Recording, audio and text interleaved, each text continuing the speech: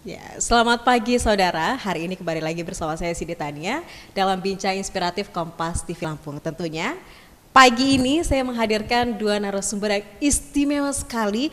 Selain cantik, mereka juga peduli terhadap anak-anak yang ada di Rutan, khususnya di Provinsi Lampung. Dan saat ini telah saya hadirkan dua narasumber saya, yaitu ada Kak Gebi dan juga Kak Reti.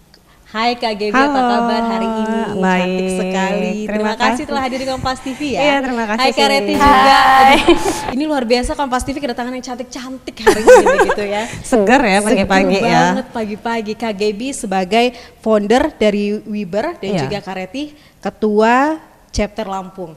Nah, sebelum kita melihat sepertinya apa sih Wiber itu sebelumnya, kita langsung tanyakan ke Kak Gebi. Sebenarnya kalau misal Wiber itu apa sih Kak, komunitas yang bergelut di bidang apa? Oke, jadi Wiber itu adalah wadah Indonesia berbagi yang fokus dan concern sama anak-anak lapas yang ada di seluruh Indonesia. Nah, sekarang udah ada di Lampung, Kendari, Makassar, Ambon sama Bali. Oh, berarti Gitu artinya sih. tidak hanya di Lampung ya? Iya, tidak tersebar hanya di di Lampung Indonesia. gitu. Dan tapi Wiber belum berjalan 1 tahun, tapi kita akan terus berlipat ganda ke kota-kota lainnya. Karena mengingat LPKA tidak hanya di 5 kota itu aja gitu, tapi ada di seluruh Indonesia gitu. Apa sih ide awal kemudian bisa membentuk satu komunitas bernama Wiber itu seperti apa sih awalnya? Ya, jadi gini, pas Februari 2017 saya sama tim saya dapat hibah cipta dari salah satu kedutaan gitu untuk fokus dan mengadakan pembinaan di lapas anak maupun lapas perempuan yang ada di Sulawesi.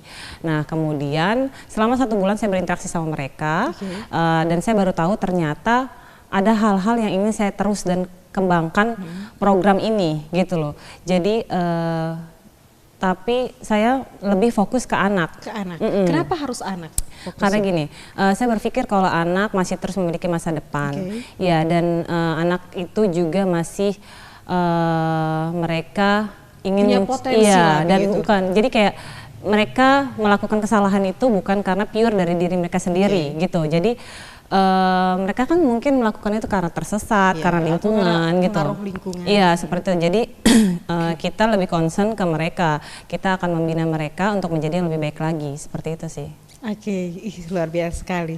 Dan mungkin ini juga termasuk Lampung juga sudah ada Wiber Iya, begitu. Lampung sudah ada. Dan mungkin akan kita lebih lanjut, kita tanyakan kepada ketua Iya. chapter Lampungnya begitu. Ada Mbak Reti ya, juga cantik banget hari ini. Mbak Reti, selamat pagi ya. Terima kasih telah hadir di Kompas TV. Gimana nih kalau untuk Wiber di Lampung sendiri? Kebetulan juga Kak Gebi juga foundernya dari Lampung begitu Kak Gebi. Dan kemudian akhirnya mendirikan Wiber di Lampung. Terus kemudian kalau di Lampung sendiri sebenarnya gimana sih kondisi dari anak-anak kita atau teman-teman kita yang ada di rutan, terutama untuk anak-anak seperti apa Kak Reti? Iya, kalau untuk tingkat kejahatan sih di sini cukup tinggi ya, karena penghuni, maksudnya anak-anak di lapas itu juga untuk jumlahnya itu ada sekitar 200-an yang harus kita bantu gitu. Jadi ya lumayan tinggi dan lumayan banyak.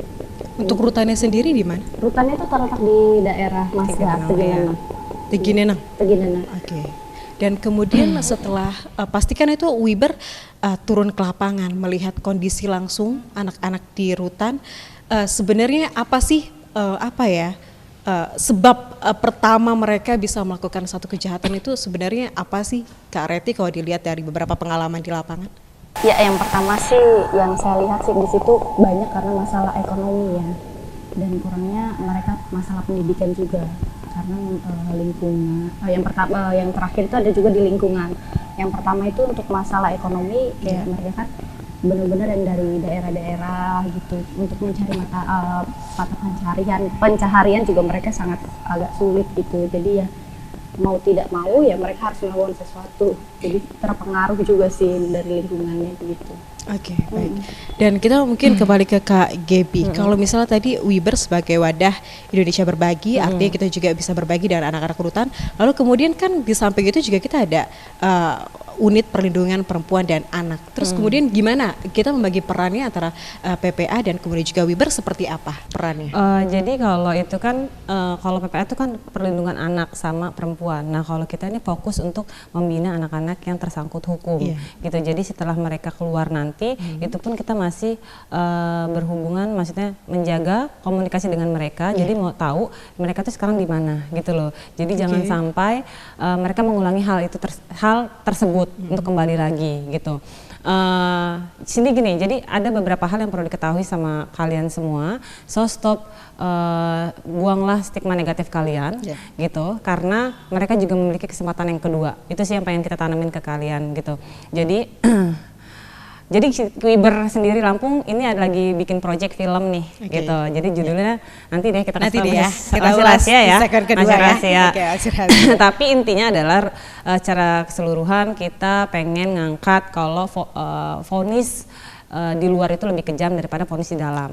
Gitu. Jadi kalau mereka di dalam itu udah divonis misalnya 7 tahun, 5 tahun, tapi vonis di luar, vonis moralnya itu adalah seumur hidup, gitu. Jadi ketika mereka untuk melamar kerja itu susah mendapat pekerjaan, mereka kembali lagi ke masyarakat pun susah, untuk diterima sama masyarakat dan teman-teman itu pun nggak gampang. Karena gitu. yang paling berat itu stigmanya tadi. Iya benar.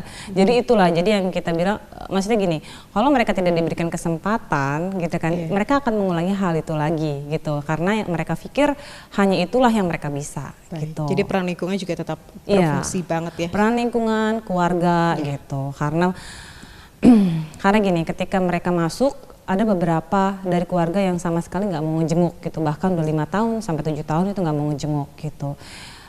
Gitu sih Cindy. Dan yang lebih sedihnya lagi dan miris, gitu kan, kenapa akhirnya Wiber ini ada dan muncul itu ketika saya menyuruh salah satu anak, gitu kan, untuk menulis nama, dan ternyata di usia yang menurut saya itu tidak muda lagi, 15 tahun itu tidak bisa baca tulis, gitu. Artinya jadi dari segi pendidikan juga mereka.